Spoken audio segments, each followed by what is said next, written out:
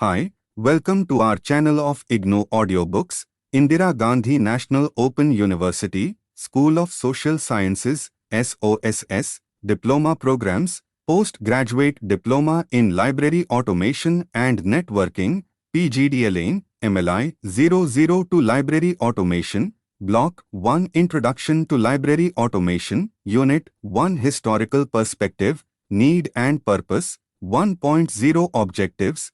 After reading this unit, you will be able to describe the history of library automation, discuss about library automation during 1930 to 60, 1960 to 80 and 1980 to 97 to present, give an idea about 4 periods of history of library automation, recognize the need and purpose of library automation, and understand the stages of one library automation and its trends. 1.1 Introduction. The word automation has been derived from a Greek word automos, which means something which has the power of spontaneous motion or self-movement. Automation, when used in a library context, refers to the computerization or mechanization of all library activities. A glossary of library and information. Science defines automation as the performance of an operation, a series of operations or a process by self-activating, self-controlling, or automatic means. Automation implies the use of automatic data processing equipment such as a computer or other labor-saving devices. The term automation was first introduced by D.S. Harder in 1936, but the word library automation has been used in literature for the last 5 decades. According to the International Encyclopedia of Information Technology and Library Science, it is the technology concerned with the design and development of process and system that minimize the necessity of human intervention in their operation. Library automation has been defined as integrated systems that computerize an array of traditional library functions using a common database, Kohn, Kelsey and Fields, 1992, PV. While this is still generally true, rapid technological change is forcing a re-examination of what it means to automate the library. In the broadest sense, automation in the words of Marcuse means employment of machines for library process. In general, however, library automation has come to mean the application of computers and related data processing equipment to libraries. To Bierman, it is the use of computer and associated technology to revolutionize the meaning of libraries and redefine their existence as a computerized library information system. In the context of computerization, a library information system may be defined as a set of library transactions, processing systems designed to provide information to library members and to support the operational, managerial and decision-making information needs of library staff. It includes computer as one of its components. Thus, a computerized library and information system is a set of functional system encompassing library work practice and procedures, information technologies, computer hardware, software, having database, management system and workforce, library staff. Library automation refers to the phenomenon of mechanization of traditional library activities such as acquisition, serials control, cataloging, circulation, etc. Library automation is usually distinguished from related fields such as information retrieval, automatic indexing and abstracting, and automatic textual analysis. However, nowadays, a clear distinction is not maintained and library automation may sometimes include related fields as well. Although computers have a major role in library automation, telecommunication and reprography technologies have equally important roles because of the support they offer to library automation. An automated library is one where a computer system is used to manage one or several of the library's key functions such as acquisition, serials control, cataloging, circulation, and the public access catalog. This unit deals with library automation, history, periods of library automation, the need, purpose, and trends of library automation. 1.2 History of library automation.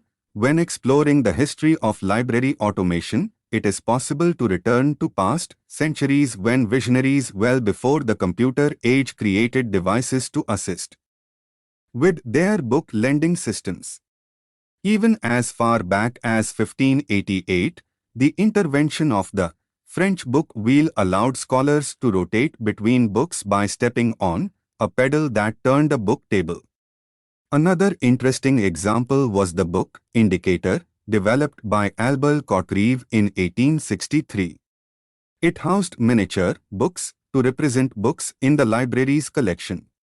The miniature books were part of a design that made it possible to determine if a book was in, out, or overdue. These and many more are examples of early ingenuity in library systems. Libraries have seen many changes and advances in technology in the past 30 years. The beginning of library automation, although difficult to identify, probably began with Vannevar Bush's idea for the memex, which was discussed in an article by Bush published in Atlantic Monthly in 1945. Also in the 1940s and 1950s, as the U.S. government and commercial agencies developed electronic computers, online information retrieval systems, and programming languages. Although these were intended for government and commercial use, librarians began to see how these technologies could be applied to the work of libraries. 1.2.1 The beginnings of library automation, 1930 to 1960. It can be said that library automation efforts began in the 1930s when punch card equipment was used in library circulation and acquisitions. During the 1930s, and the early 1940s, progress on computer systems was slow, which is not surprising given the Depression and World War II. In 1945, Vannevar Bush envisioned an automated system that would store information, including books, personal records, and articles. Rush, 1945, wrote about a hypothetical memex system, which he described as a mechanical library that would allow a user to view stored information from several access points and look at several items simultaneously. His ideas are well known as the basis for hypertext and computers for their operations. The first such idea appeared at MIT in 1957 with the development of COMET for managing linguistic computations, natural language, and the ability to search for a particular string of information. The development of the computer progressed substantially from 1946 to 1961, moving quickly through a succession of vacuum tubes, transistors, and finally to silicon chips. During 1946 and 1947, two significant computers were built. The ENIAC-1 electronic numerical integrator and calculator computer was developed by John Mauchly and J. Presper Eckert at the University of Pennsylvania. It contained over 18,000 vacuum tubes, weighed 30 tons, and was housed in 2 stories of a building. It was intended for use during World War II but was not completed in time. Instead, it was used to assist the development of the hydrogen bomb. Another computer, EDVAC, was designed to store 2 programs at once and switch between the sets of instructions. A major breakthrough occurred in 1947 when Bell Laboratories replaced vacuum tubes with the invention called the transistor. The transistor decreased the size of the computer and at the same time increased the speed and capacity.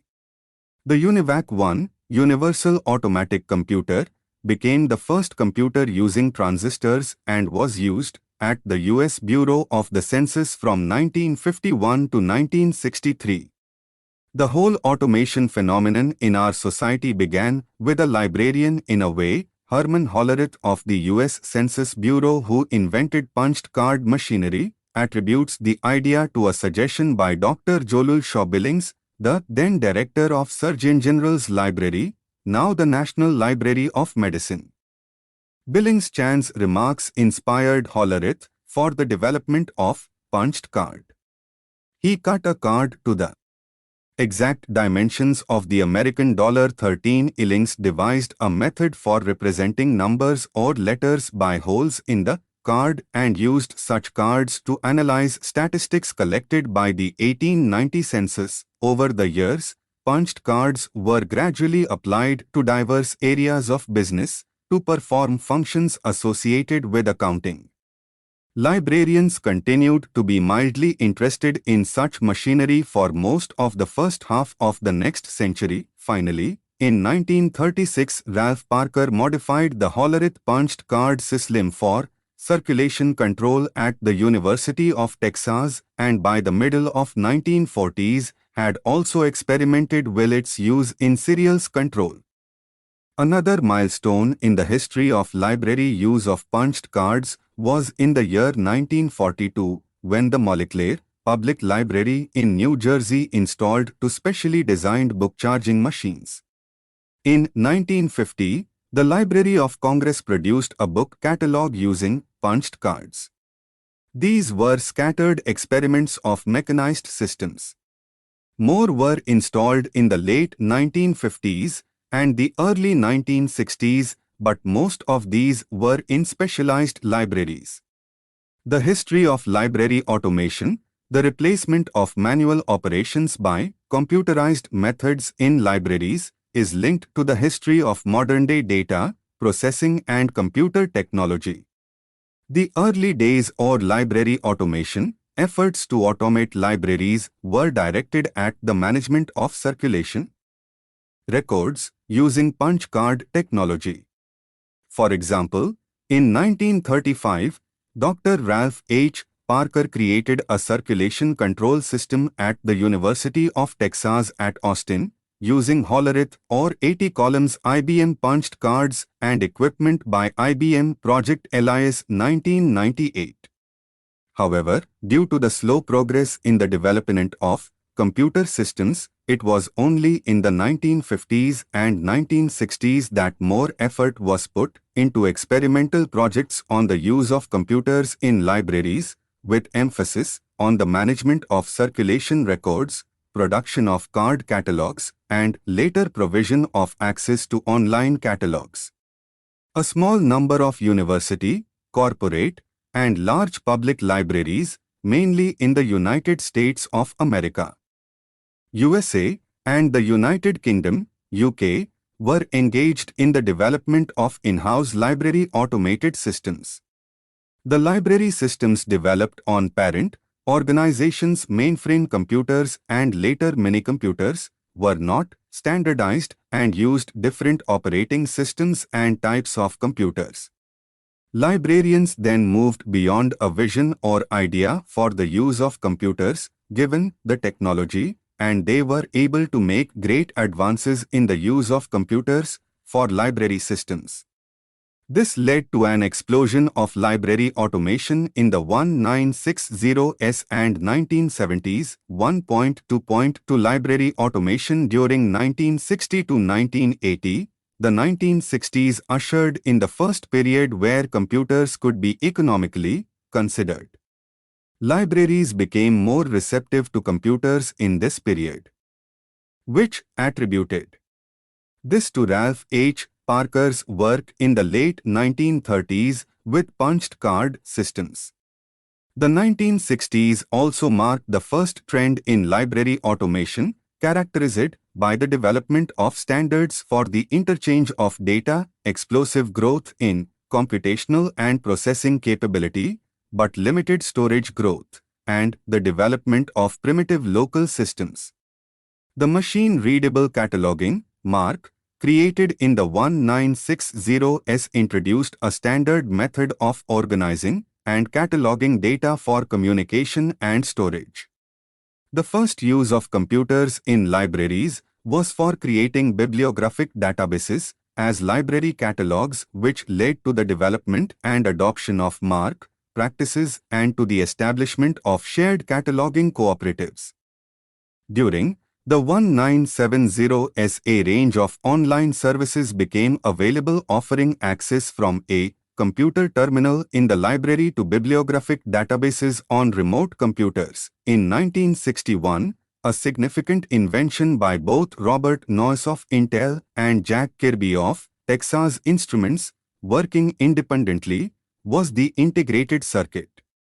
All the components of an electronic circuit were placed onto a single chip of silicon. This invention of the integrated circuit and newly developed disk and tape storage devices gave computers the speed, storage and ability for online interactive processing and telecommunications. These new capabilities of the computer guided one librarian to develop a new indexing technique. H.P. Luhn, in 196-1, used a computer to produce the keyword in context or KDAB index for articles appearing in chemical abstracts. Although keyword indexing was not new, it was found to be very suitable for computers as it was inexpensive and it presented multiple access points. This led librarians to put controlled language index terms in the computer. By the mid-60s, computers were being used for the production of machine-readable catalog records by the Library of Congress. Between 1965 and 1968, Library of Congress began the Mark I project, followed quickly by Mark 11. The Mark was designed as a way of tagging bibliographic records using 3-digit numbers to identify fields. For example, a tag might indicate ISBN, while another tag indicates publication date, and yet another indicates Library of Congress subject headings and so on. In 1974, the Mark II format became the basis for a standard incorporated by NISO, National Information Standards Organization, USA. This was a significant development because these standards helped in the computer identification of bibliographic records and this transfer among the computers of different library systems. ARPANET, a network established by the Defense Advanced Research Projects Agency in the US in 1969, ushered the use of email, telnet and FTP. By 1980, a subnet of ARPANET made MELVIVILE, the University of California's online public access catalog, available on a national level. ARPANET became the prototype for other networks such as CSNAR, BitNet, and EduCom. These networks have almost disappeared with the evolution of ARPANET as an SFNet, which has become the present-day Internet. As mentioned above, during the 1970s, the inventions of the integrated computer, chip and storage devices led to a substantial increase in the use of mini-computers and microcomputers. The use of commercial systems for searching reference databases, such as Dialog, began. Ballots, bibliographical automation of large library operations, which came in the late 1970s, was one of the first and later became the foundation for RLIN, the Research Libraries Information Network. Ballots was designed to integrate closely with the technical processing functions of the library and contained the following 4 main files: A. Mark records from LOC, B. An in-process file containing information on items in the processing stage, C. A catalog data file containing an online record for each item, and D. A reference file. Further, it contained a wide search and retrieval capability with the ability to search on truncated words, keywords, and LC subject headings, and a few other main fields. OCLC, the Online Computer Library Center, began in 1967 and in the state of Ohio. This significant project facilitated technical processing in library systems when it started its first cooperative cataloging venture in 1970. It went online in 1971. The 1970s brought on the second trend in library automation, which consisted of storage capability, expansion of telecommunications capability, and development of the microcomputer industry. Wallace, 4. During this period, other online library networks like Research Libraries Information Network, CLIN, and Washington Library Network, WLN, were also created. Also, turnkey systems which allowed libraries to obtain hardware, software, and maintenance for their automated systems from one vendor came into operation. The third trend is occurring now. This trend sees the enhanced possibilities created by telecommunications and sees librarians more in control of the technology they possess.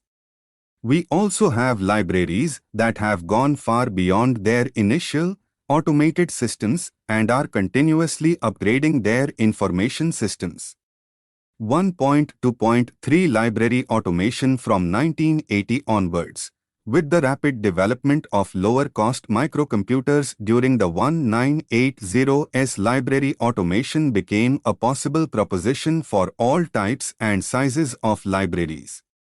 Many library automation packages now available commercially are offering computer solutions for the standard routines of cataloging, circulation, acquisition, and serials control, all in a single software package.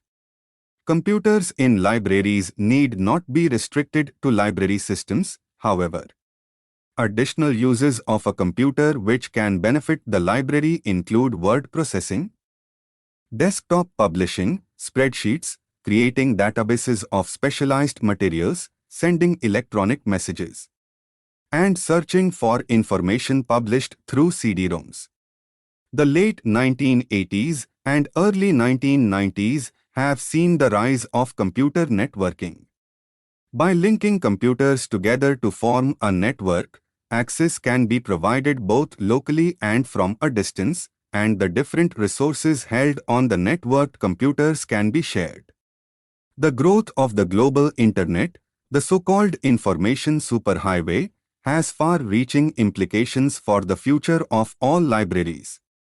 For example, introducing computer-based services can raise the image of the library in the organization as well as outside, be it a public library, university library, or a special library. Such improved image often results in receiving better support, financially and administrative, from the top management. On the other hand, a successful library system with improved library services can also bring increased job satisfaction for library staff themselves. The 1970s were the era of the dummy terminals that were used to gain access to mainframe online databases. During this period, commercial vendors started supplying turnkey library systems, and this contributed to the spread of library automation to other countries outside the USA and UK. Most systems supplied by vendors were hardware and operating system dependent and were therefore beyond the means of many small libraries. The arrival of microcomputers in the 1980s accelerated the pace of library automation and the development of library software systems that could run on mainframe, mini, and microcomputers. In addition, reductions in library budgets and the need for resource sharing and cooperation resulted in libraries implementing electronic networks for providing access to online public access catalogs, OPACs, and other cooperative electronic bibliographic databases. Use of Telnet to access library OPACs and other commercial databases via the Internet also started. Compact disk read-only memory, CD-ROMs, appeared commercially and were initially used to store text-based data, large, TED and Hartley 1999. The 1990s saw further developments in library automation systems provided by vendors, and a more widespread use of computers and the Internet in libraries. Vendors offered a wider choice of integrated library automation systems consisting of a number of functional modules, such as acquisition, circulation, cataloging, serials control, and an OPAC sharing a common bibliographic database, LOPTA 1995. Vendors provided hardware, software, installation, training and maintenance services as a package. Libraries also started Internet and the World Wide Web on a large scale, providing library and information services. Access to online databases no longer required dedicated telecommunication lines, as it could be done via the Internet, thus making these resources more widely accessible. Databases previously only accessed through online systems were also made available on CD-ROMs.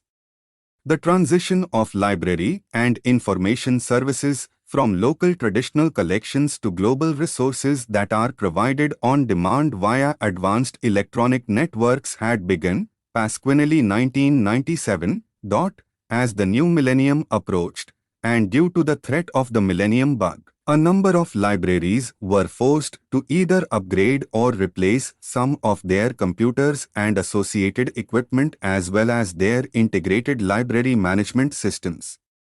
As a result, most libraries are now using up-to-date and advanced library management systems.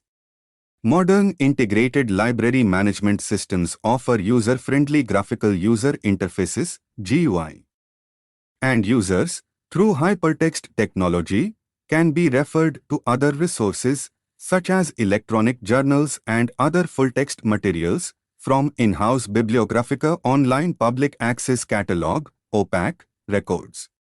What is more, almost every module of modern integrated library management system is accessible via the Internet to the extent that ordering, circulation, cataloging, invoicing, through electronic data interchange, etc., are done electronically with minimum paperwork.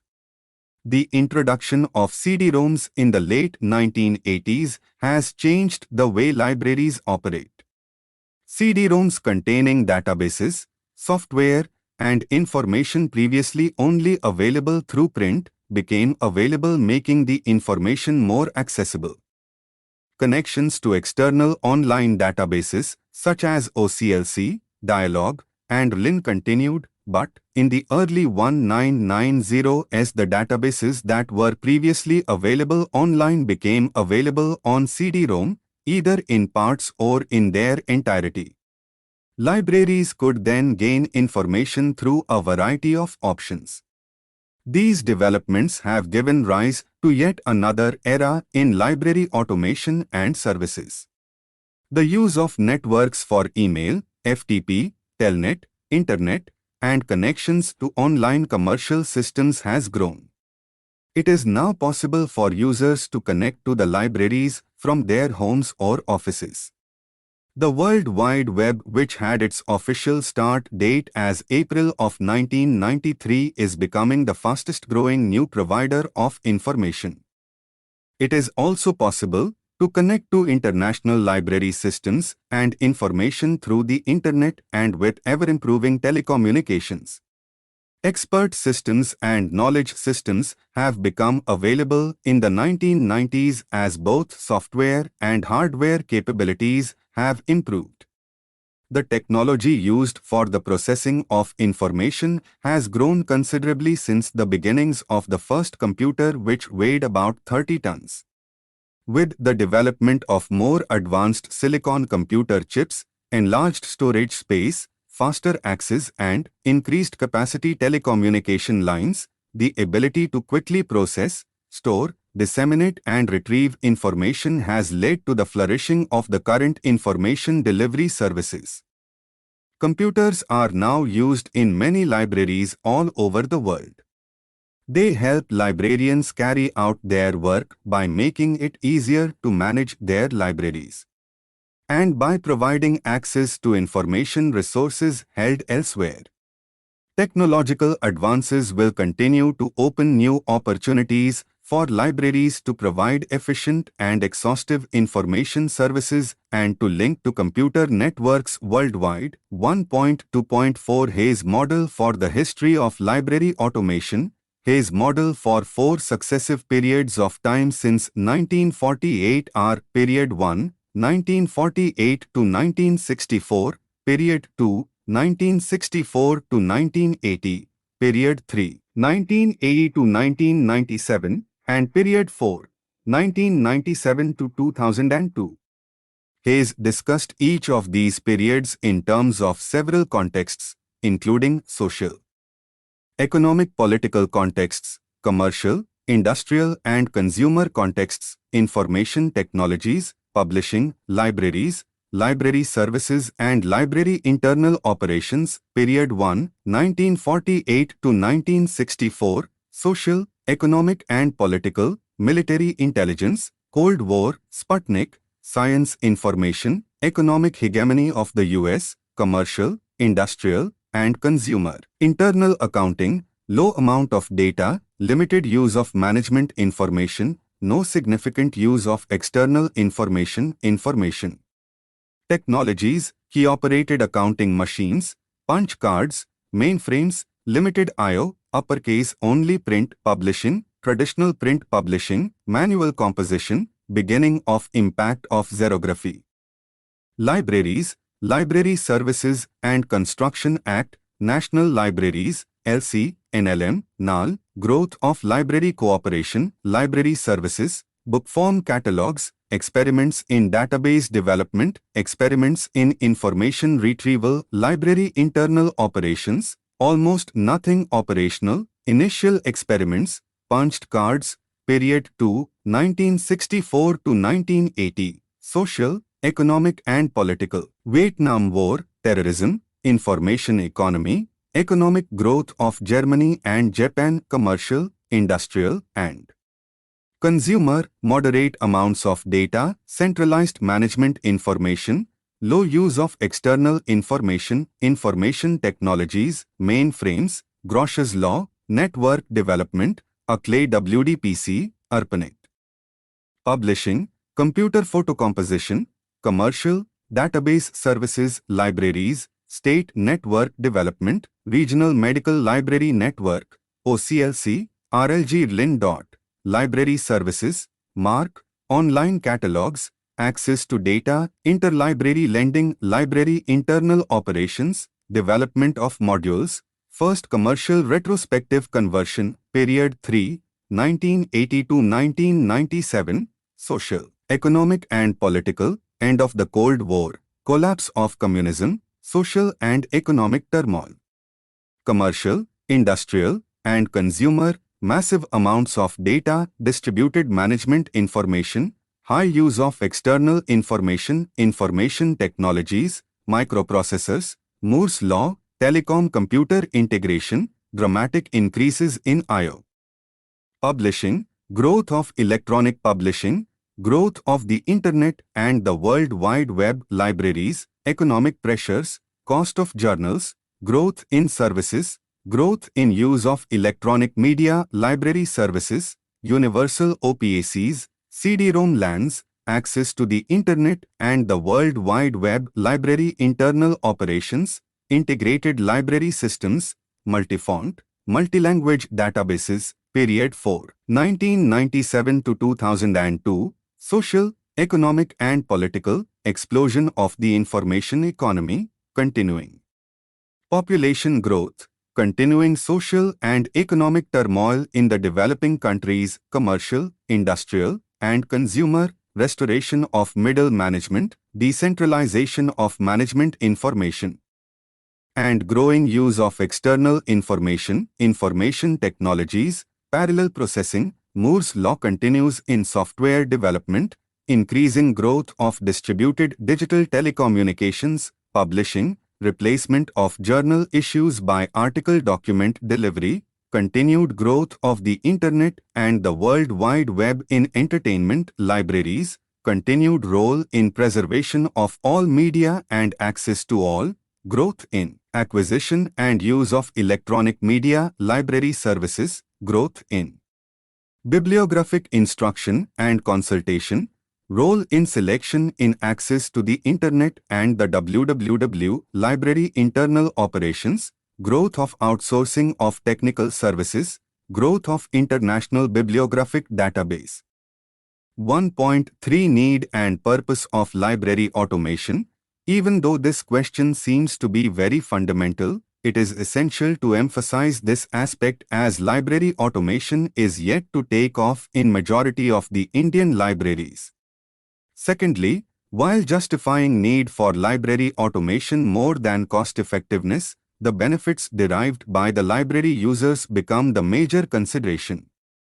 Since library does not happen to be an economic entity, such benefits need to be looked at in a different perspective.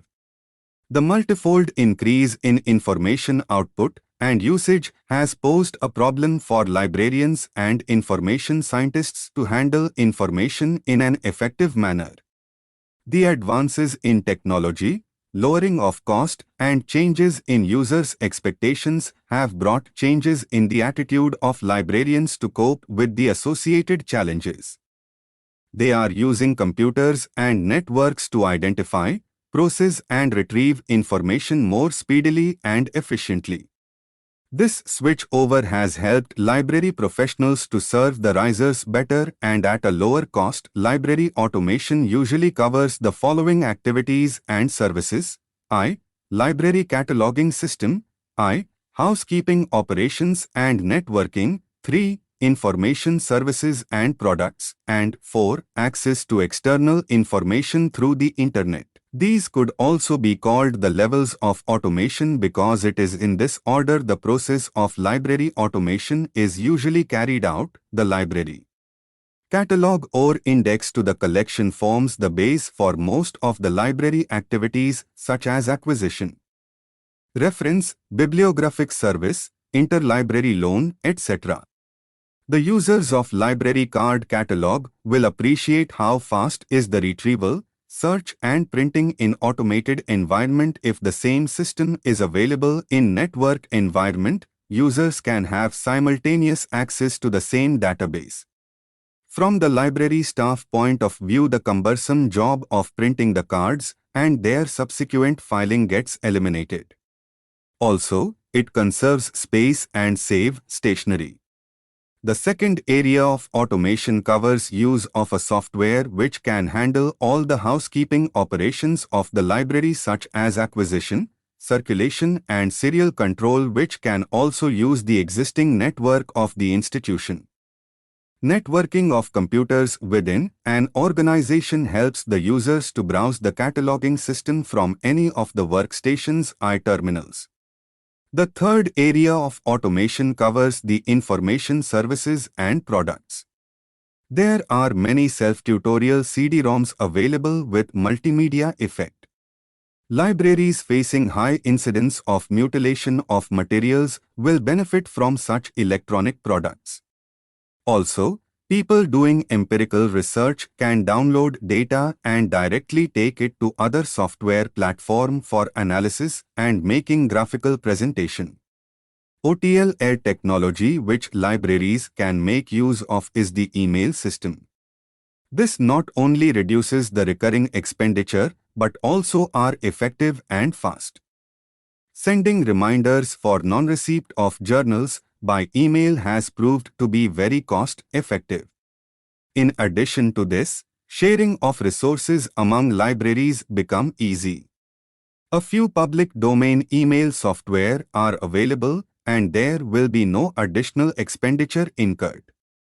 Subscribers of Internet, in addition to getting access to various public domain databases and services, will also get free email and fax facilities. Some publishers offer content pages of their journals on the Internet, and libraries subscribing to such journals can also have online access to the full text of the articles. Many academic and research institutes give free online access to their working papers. Automation can increase staff productivity. Staff can assist patrons rather than spending large amounts of time keeping track of paperwork. managing pattern files and taking inventory of the collection. Plus, a good automated system would reduce errors and redundancy within the library system itself. Overdue, lost and missing books can be accounted for more efficiently, assisting the library in recovering costs and managing the collection better. The absolute bare minimum of automation would include an online public access catalog (OPAC) module, a circulation module, and a cataloging module. In order for one module to work, it is necessary for the other modules to be functioning. For example, it would be very difficult for a patron to find new books in the OPAC if there was no way to catalog new books. And it would be difficult to find out the publications issued out if there is no circulation module. For effectiveness and accuracy, it is necessary to purchase an integrated system that includes OPAC, circulation, and cataloging modules. Automation can decrease costs and increase service, no matter how small a library is.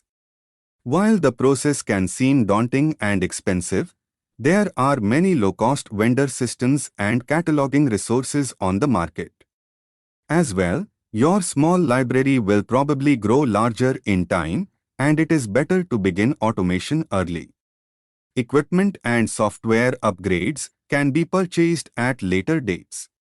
As the library system grows, the total workforce involved depends on two factors: the size of the collection and the approach by which one chooses to automate one's library system. The cost of automation can be broken into three categories: the cost of purchasing the hardware and software, the cost of implementation including retrospective conversion of the manual records, and the cost of ongoing maintenance of the operations.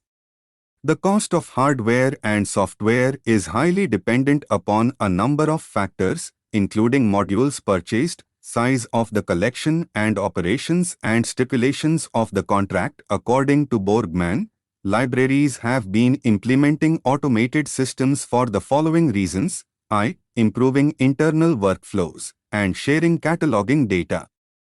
2. Providing access to local library resources, i.e., providing of access to online catalogs, conducting of retrospective conversion activities. 3. Providing access to resources outside the library, i.e., providing access to other collections and to other online services for operating bibliographic and other information services, document delivery, online data exchange, and integrating online resources. 4. Interoperability of information systems, i.e., efforts towards real-time interaction between computers distributed over wide and local area networks using various standards, example 239.50, and the World Wide Web protocols. During the 1960s and the 1970s, librarians in India were hotly debating whether computers had any place in libraries, just as they discussed in the beginning of the century whether typewriters had. Today, the library community as a whole is realizing that computers and information technology, in general, are the tools of the new information era, just like the printing machine with movable types was the tool of an information era which started with Gutenberg in the 15th century and lasted until the middle of the last century. Now, the important question is no longer whether to use the computer or not, but how to use its full potential for providing efficient and speedy information services. For libraries to make optimal use of automation, a number of conditions must be fulfilled. Foremost is a profound understanding of the new tool and a fresh look at what the information process is all about. It does not seem to be about books. After all, even if books may always be there.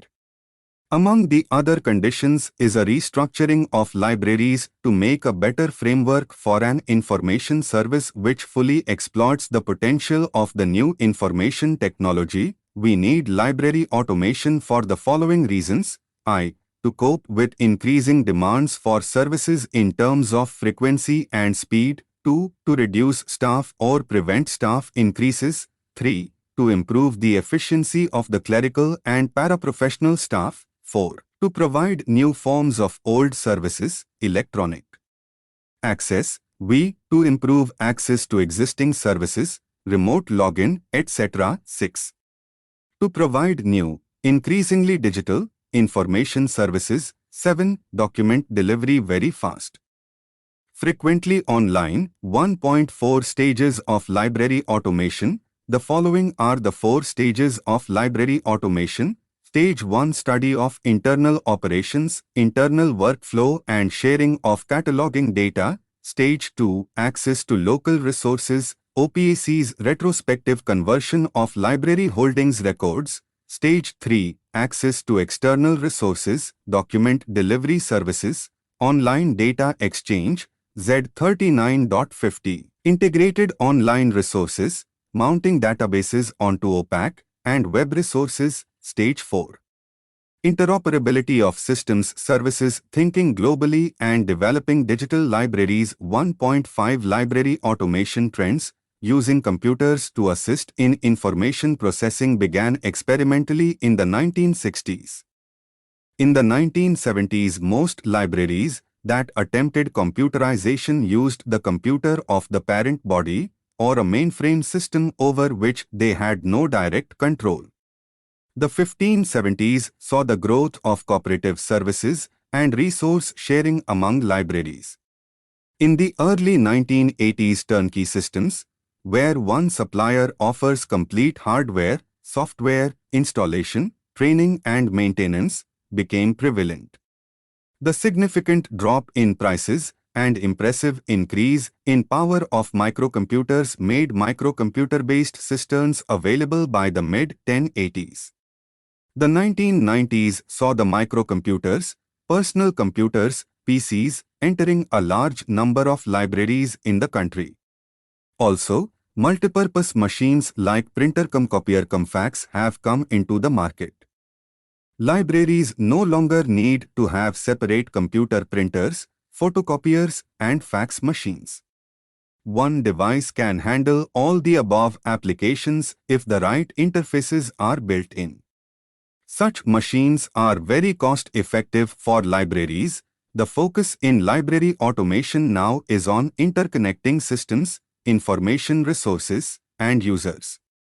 Expected developments in the future include increasing use of networks and the Internet. Interconnectivity of systems is possible based on Z39.50. Even requests for proposals, RFP, and request for bids, RFB, issued by different organizations for their projects are available online. The libraries rapidly evolve into something that looks quite different than it did just a few decades ago. It is critical that librarians not only become aware of this evolution, but that they actively intervene to help reshape their libraries in ways that are consistent with the core mission of the respective organizations. The integrated automation of basic internal processes, such as acquisition, cataloging and circulation, has produced very large efficiency gains.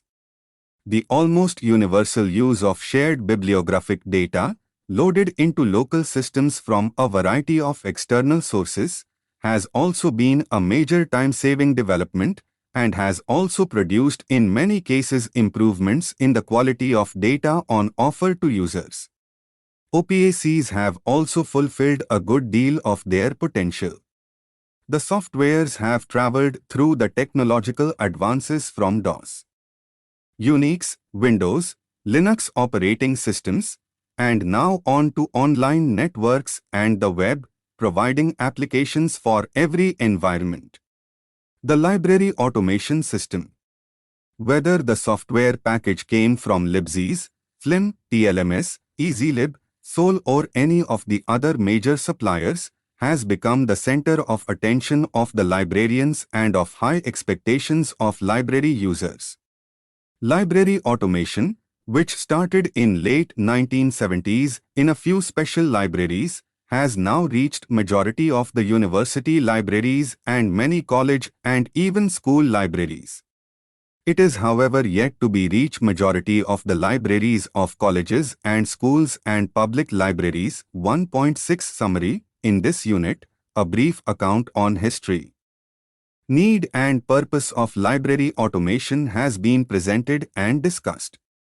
The contents of this unit will help the reader to know the developments in library automation that have taken place since the 1980s till now. Thank you. Subscribe to our channel for more updates, and we will see you with the next chapter.